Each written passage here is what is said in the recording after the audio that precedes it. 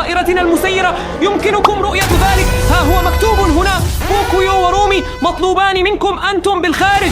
بوكويو وجميع أصدقائه منتشرون في مدينتنا، وقد شوهدوا في 5 أماكن مختلفة إجمالا، ولكن رومي أيضا. صائدو شياطين الكيبوب يزوروننا في المدينة، وهم موجودون الآن في مدينة الملاهي. أنا بوكويو موجود هنا في الأعلى عند ملعبنا، وهنا في الأسفل في هذه الحديقة توجد إلي الفيلا الوردية، وحتى نينا هنا وهي موجودة الآن في المسبح، وحتى باتو البطة المرحة موجود هنا في موقف السيارات، والكلبة لولا أيضا تركض بحرية في الحقل. ولكن ماذا تعني علامة الاستفهام الغامضة هنا في ساحة الخردة؟ لن نكتشف ذلك إلا إذا حلقنا الآن بطائرتنا المسيرة فوق الأماكن ال5 كلها. ولكن إلى أي مكان يجب أن نطير إليه أولا؟ دعنا نطير أولا إلى بوكويو في الملعب، لأننا نسكن هنا والملعب يقع بالقرب منا تماما. دعنا لا نضيع أي وقت ولنقم بتشغيل طائرتنا المسيرة فورا ونتجه نحو بوكويو. نحن الآن هنا في الملعب، ووفقا لخرائطنا يجب أن يكون بوكويو موجودا هنا.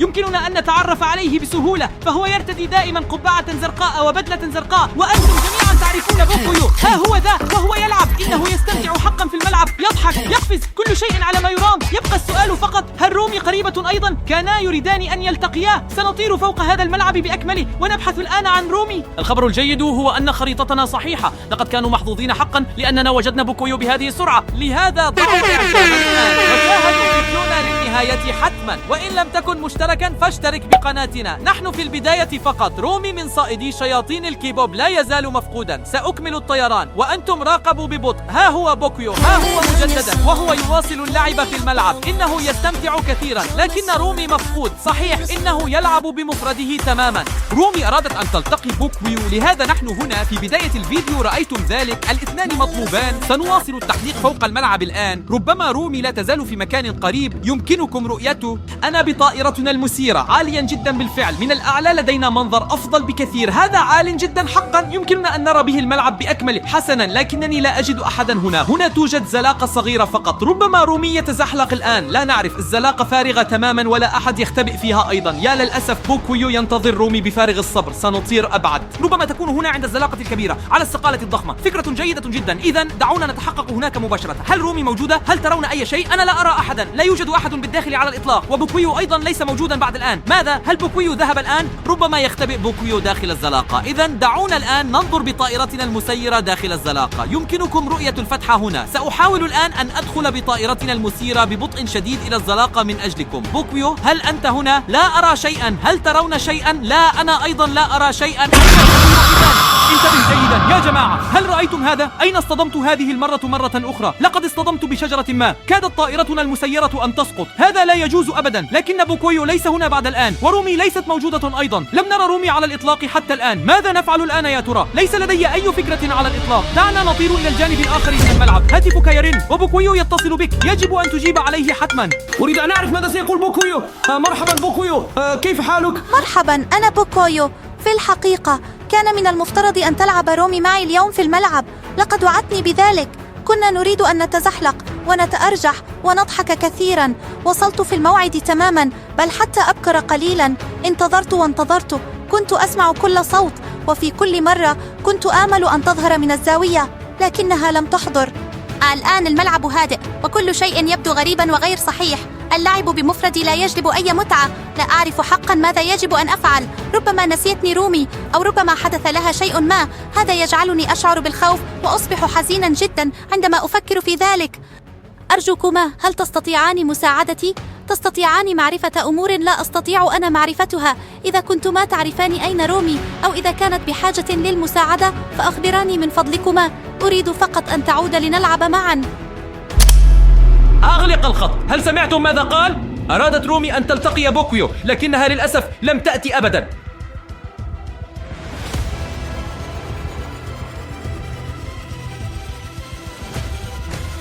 الخريطة التي كنا نبحث عنها أو التي نحتاجها موجودة في هذا المكان تحديدا.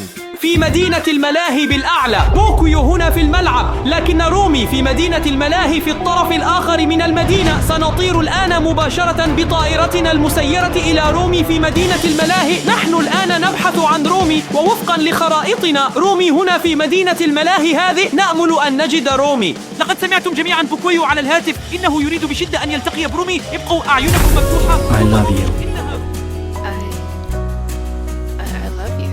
I love you.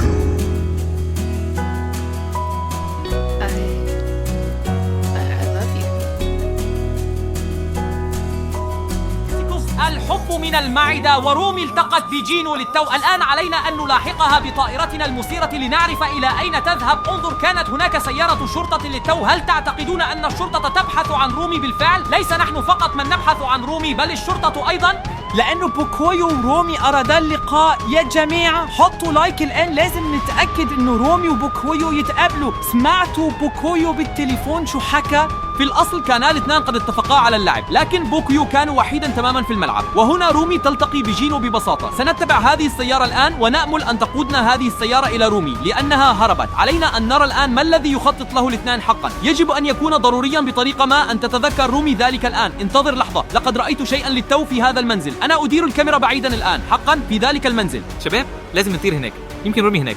أعتقد أن رومي وجينو كانا هناك، لكن المنزل يبدو مخيفا جدا. هيا ضعوا إعجابا وسنطير معكم الآن إلى هذا المنزل المسكون. أتمنى أن تكون محقا أن رومي وجينو هناك، وهما يتبادلان القبل للمرة الثانية، وهما يهربان. يا جماعة يدخلان المبنى. هل تعتقد أن هذا يؤدي إلى موقف السيارات أم إلى السيارة؟ إنهما يعودان إلى موقف السيارات، إلى سيارتهما. دعنا نذهب إلى الخريطة ونرى إلى أين تقود. لقد رأيتم رومي وجينو يتجهان الآن إلى موقف السيارات هذا، ووفقا لخرائطنا فإن البطة باتو موجودة في موقف السيارات هذا. إذن سنطير بطائرتنا المسيرة الآن مباشرة إلى موقف السيارات الذي يريده رومي.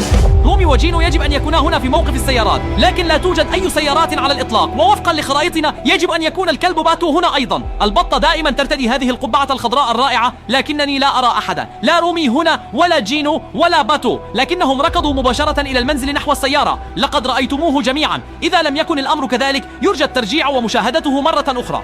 وفكرت رومي الآن ذاهبة مباشرة بالسيارة إلى بوتويو. ربما يختبئان هنا جينو ورومي خلف حاويات القمامة. هل تظن أنهما يتبادلان القبلات للمرة الثالثة هناك؟ لا أعرف. على أي حال يجب أن نتأكد من أن رومي تصل إلى بوكويو. ولكن ماذا تفعل رومي في موقف السيارات هذا الذي لا توجد فيه أي سيارات على الإطلاق؟ سأبقى للجانب الآخر من موقف السيارات. انظروا، فيك الكثير من السيارات الكبيرة. هل تظن أن رومي تقود سيارة كبيرة كهذه؟ اعتقدت أن رومي تقود سيارة صغيرة عادية. لا يمكننا اكتشاف ذلك إلا معكم بمشاهدة الفيديو حتى النهاية. وأين هذا الآخر؟ هاتفك يرن مرة أخرى. هذه المرة رومي تتصل. يجب عليك الرد حتما. نريد أن نعرف ماذا لدى رومي ليقول. حسنا، سنفعل ذلك. مرحبا رومي، من الجيد أنك اتصلت. ألم يكن من المفترض أن تلتقي ببوكويو؟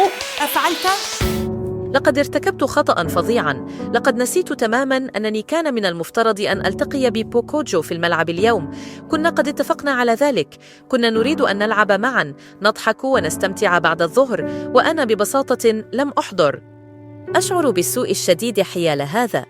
فكرة أنه ربما جلس هناك وحيدا ينتظر ويأمل أنني سآتي تجعلني حزينا بشكل لا يصدق. لم أرد ذلك أبدا. هو يعني لي الكثير، ومع ذلك خذلته. لا أعرف كيف حدث هذا لي، لكنني أريد أن أصلح الأمر.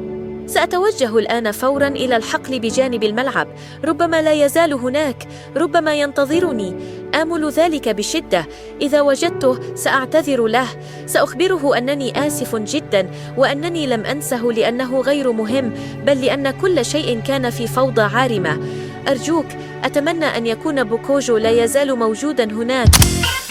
لقد أغلقت الخط. هل سمعتم هذا؟ كان من المفترض أن تلتقي ببوكويو في البداية، ونسيت الأمر تماما وقضت كل الوقت مع جينو. يجب علينا الآن أن نتبع رومي فورا.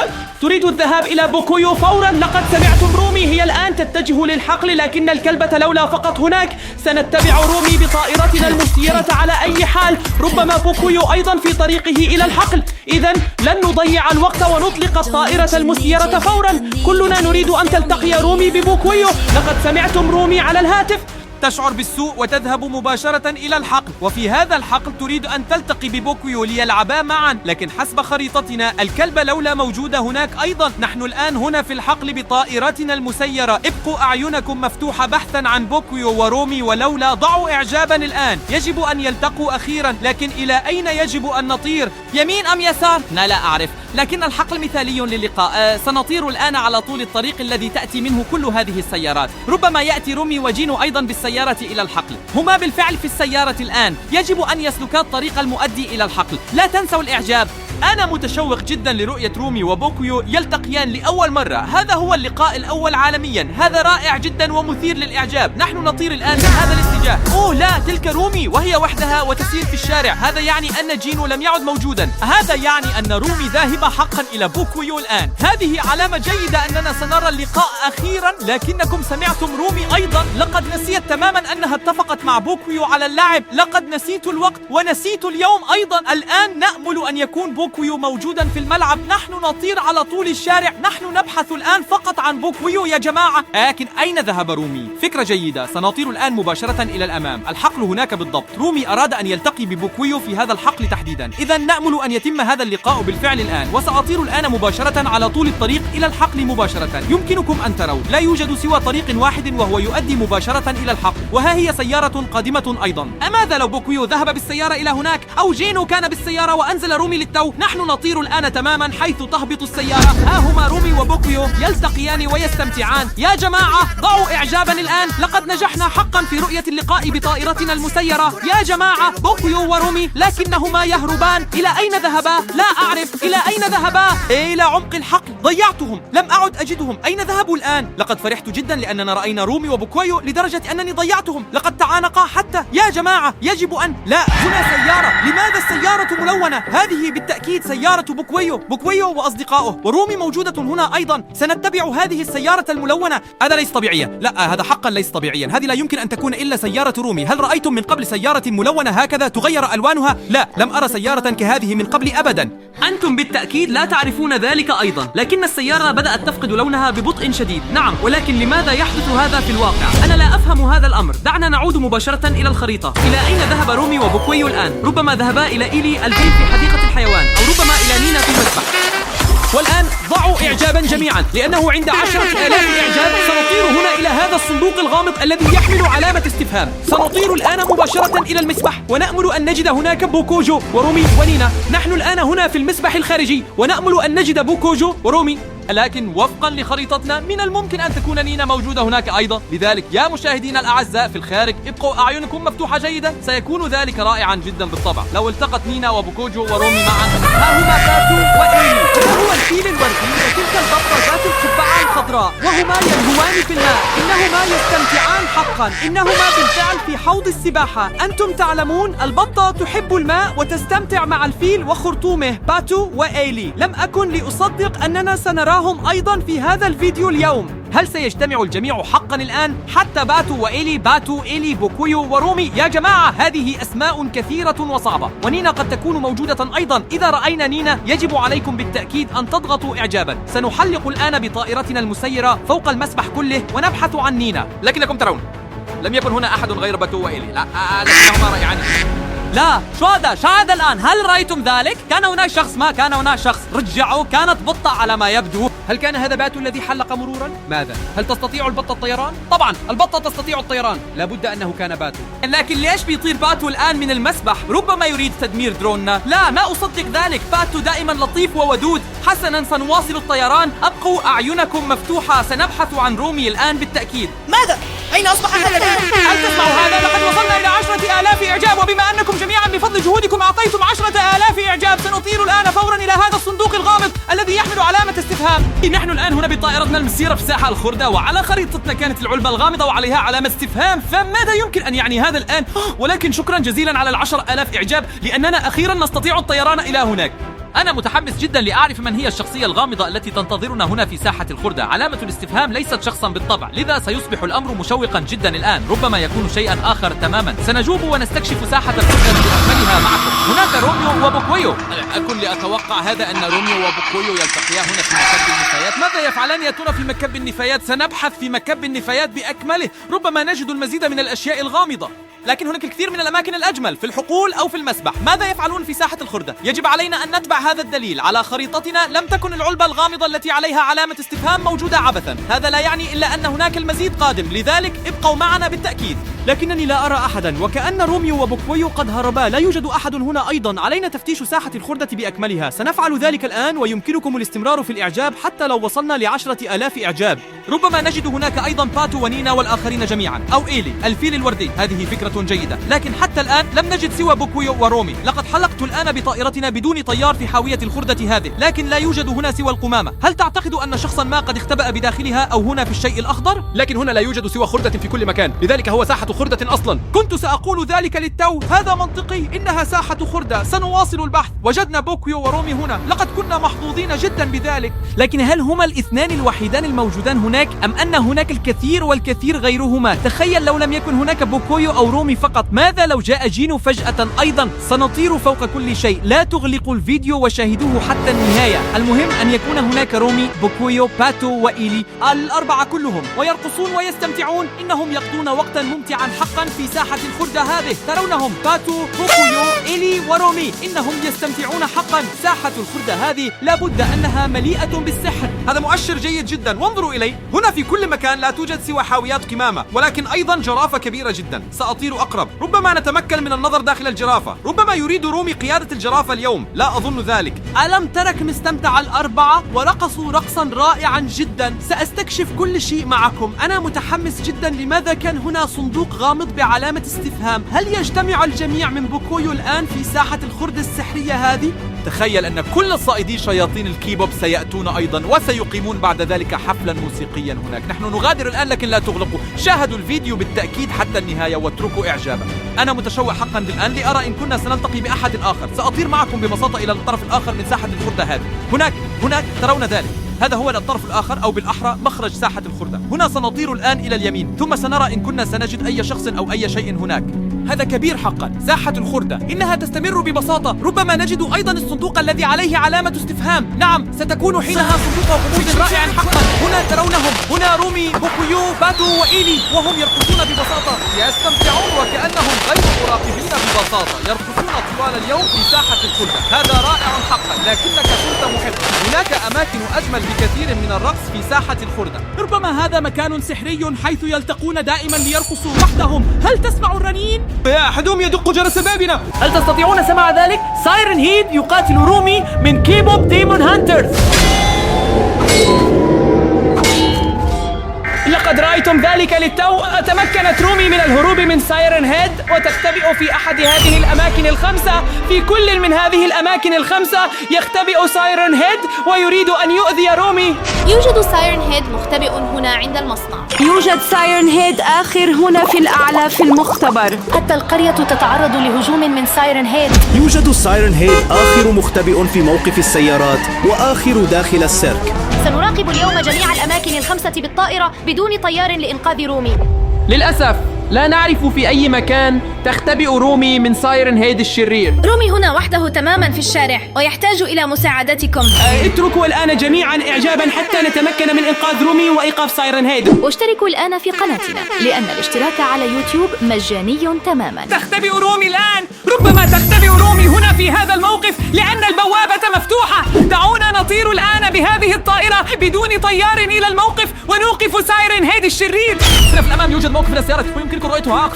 خالص موقف السيارات مهجور تماما، ولكن كما يمكنك أن ترى البوابة مفتوحة. هذا يعني أنه يمكن للمرء الدخول إلى موقف السيارات.